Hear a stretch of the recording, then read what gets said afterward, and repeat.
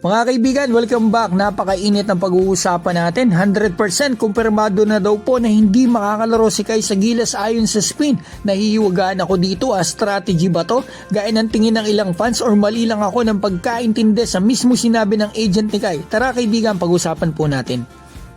2 weeks na lang po mga kaibigan, bakbakan na ng Gilas versus New Zealand at ang napakainit ngayon sa social media sa iyang pangalan ni Kai Sotto kung makakalaro nga ba ito o hindi. Ilang araw na po kasing may lumalabas na hindi ito makakasama sa camp at kanina lang may mga lumabas, eto kumpirmado na hindi na nga daw po ito makakalaro. Eto mga kaibigan, kakalabas lang din mula sa spin, maraming salamat po. Kai Sotto won't play in Gilas matches versus Australia, New Zealand. Sources confirm Sotto will come home to join Gilas briefly in FIBA window but won't play. It's confirmed. Kai Sotto will not play for Gilas Pilipinas in the upcoming qualifying window for the 2027 FIBA World Cup. A source with knowledge of the situation told Spin.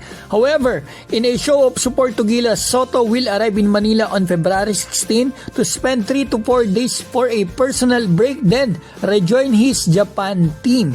So nakalagay pa rito, the hope is for Kai Sotto to be able to come back strong and healthy for the next Gilas window. Pinost pa po ito ni Mr. Homer, 100% to Kai Sotto versus New Zealand and Australia. At sa mga nanood ng video ko before ang video na ito, nakita nyo naman po ang sinabi ng agent ni Kai about doon sa post na sinend ko sa kanya. Fake news, ika ni Tony. Sinabi ko pa mga kaibigan na correct me if I'm wrong. Kasi medyo mahirap basahin ang typing ni Tony kasi American. May mga ilan nag-comment dyan na pagkaunawa nila na kaya daw nga po nasabi ito ni Tony, yung fake news ay dahil hindi sa kanya nang galing o hindi siya nagsabi. Pero possible nga daw po na ito ay totoo. Fake news lang nasabi ni Tony kasi hindi siya yung nagsabi kasi it's a family decision. Honestly, nalilito talaga ako mga kaibigan sa sinabi ni Tony.